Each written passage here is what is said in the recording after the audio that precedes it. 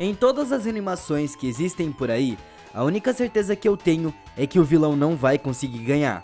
Ele pode estar no topo de um abismo, segurando o protagonista pelo pescoço. É só ele soltar que ele ganha a briga. Mas aí do nada, literalmente do nada, aparece um ser de luz e consegue salvar o personagem principal.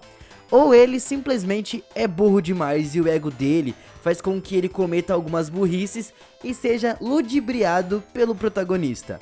Eu não sei vocês, mas de vez em quando eu me pego torcendo para alguns vilões, porque muitos deles são muito bem feitos.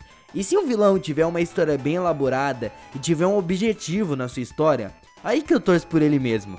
Mas ainda bem que eles nunca ganham, né? Imagina só um Toy Story com o Sid ganhando dos brinquedos logo de cara.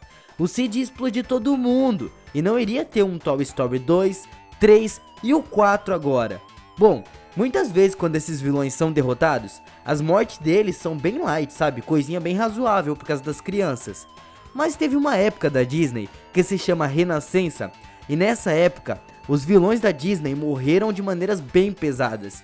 Então eu vou mostrar essas mortes pra vocês, e vocês falam aí nos comentários qual foi a pior morte dos vilões da Disney. A primeira morte que eu considero que foi brutal da Disney foi a morte do Scar do Rei Leão. Todo mundo conhece, né? Ele é um dos vilões mais amados da Disney e todo mundo conhece ele. Ele teve uma morte bem pesada pra quem entende tudo o que tá acontecendo ali. Depois que o Simba nasceu, o Scar ficou bem inconformado por ter sido rejeitado na herança do trono. Ele queria de qualquer jeito virar o rei dali. Ele sempre teve inveja do Mufasa e esse ódio que ele tinha fez ele matar o próprio irmão. Ele é bem malvado e ele sempre tenta ganhar mais poder em cima dos outros.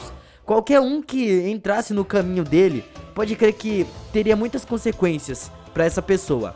A morte dele foi brutal porque ele tinha aquele exército de hienas dele. E ele maltratava demais o exército, porque ele era um cara muito arrogante. Então no final, o Scar foi encurralado por esse monte de hiena e podemos dizer que ele foi comido até o último suspiro. Amigas? Acho que você disse que éramos inimigas. É, foi o que eu ouvi. A Úrsula, do filme A Pequena Sereia. Quando ela apareceu pela primeira vez no filme, ela falou que ela vivia no Palácio Real do Rei Tritão em Atlântida. Mas ela foi banida de lá e começou a morar em um cadáver de um Leviatã, onde ela espera a chance de obter a sua vingança sobre o Tritão e tornar-se a rainha de Atlântida. Essa história tá parecendo a do Oscar. Pra falar a verdade, eu acho que todas as histórias dos vilões da Disney se parecem umas com as outras, apenas com pequenas diferenças que são mascaradas ali. Mas enfim, a Úrsula é muito manipuladora e consegue fazer as pessoas aceitarem os seus acordos. E ao contrário de muitos vilões da Disney, a Úrsula coloca os seus capangas que se chamam Pedro e Juca antes de qualquer coisa e qualquer outra pessoa. Ela trata as enguias como crianças e chama eles de bebês. São praticamente os filhinhos dela. E quando as enguias morreram por causa da Ariel, ela chora muito e leva a sua raiva e tristeza direto pra tentar matar a Ariel. Ela focou na Ariel e queria matar de qualquer jeito, de uma vez por todas. Podemos dizer que a morte dela foi bem pesada, já que ela foi furada por um navio. É como se ela tivesse levado uma facada. Eu vou explicar. No final do filme, a Ariel e o príncipe Eric enfrentaram a Úrsula. Então o Eric conseguiu direcionar um navio que estava com o mastro quebrado direto na barriga dela, e isso acabou resultando na morte dela.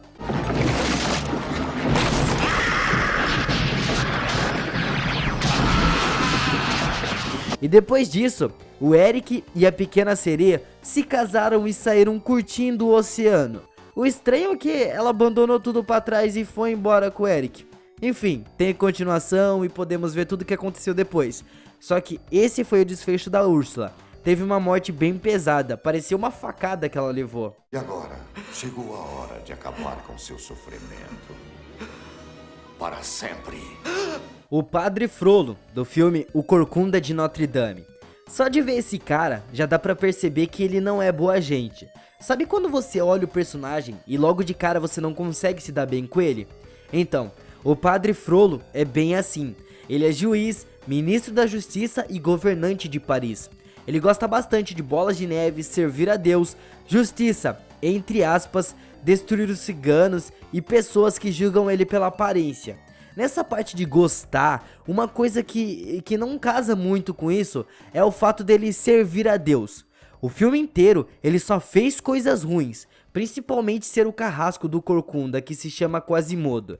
Ele matou a mãe do Quasimodo no começo do filme e ia jogar ele dentro daquele poço da cidade. Mas aí ele acabou ficando com o Quasimodo e ficou cuidando dele por medo de sofrer alguma punição divina pelas coisas que ele estava fazendo ali.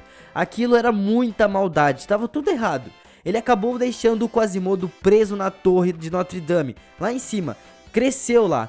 Aí o Corcunda foi crescendo cada vez mais e ele ficou apaixonado pela Esmeralda, que é praticamente a princesa do filme, achando que poderia ter alguma coisa com ela. Coitadinho. Bom, lá no final, o Frollo tentou matar o Corcunda com aquela espada dele.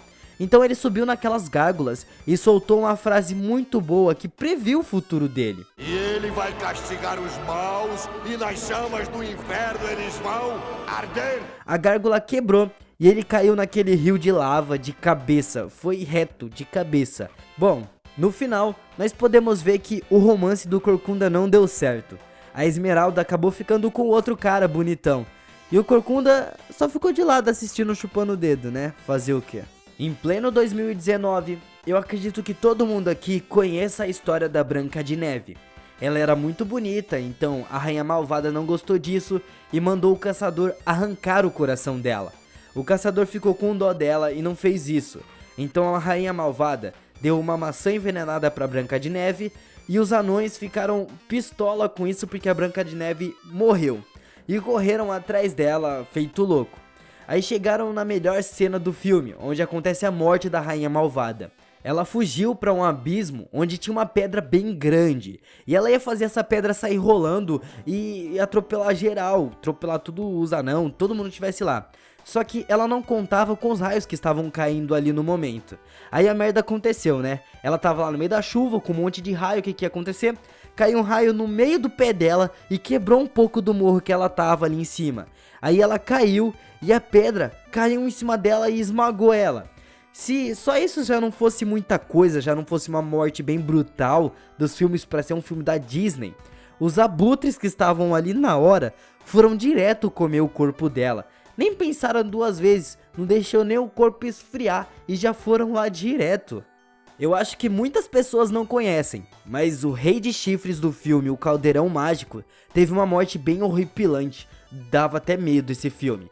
Eu nunca vi nada assim, alguma animação tipo atual principalmente, vixi, nem sonho em ter algo assim.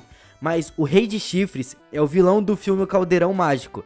E esse filme é de 1985 e ele tem muitas cenas bem pesadas para as crianças assistirem.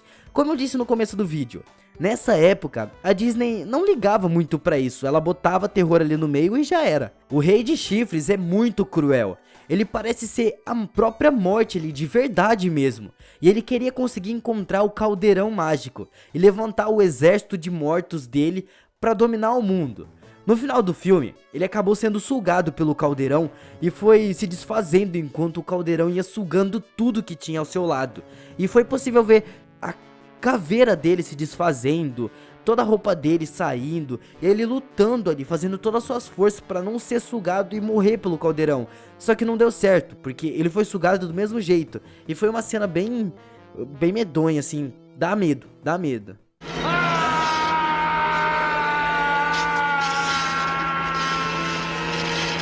Tarzan.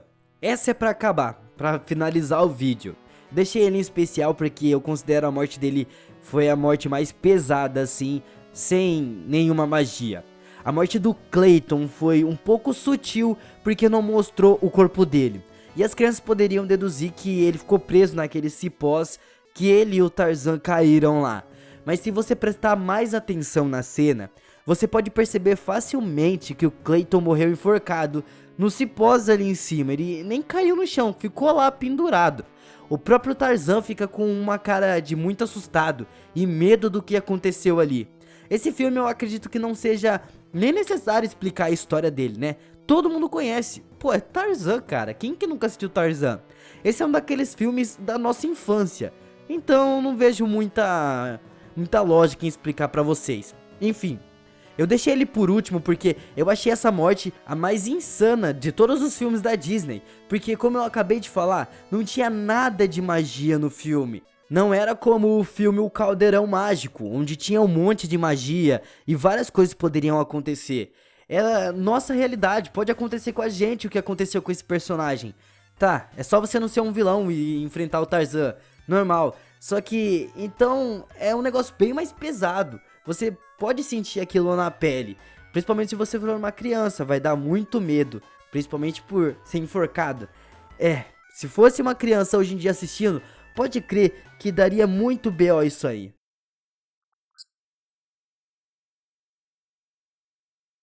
E aqui eu deixei os meus últimos 2 vídeos para vocês continuarem assistindo coisas sobre desenhos. Então, eu fui!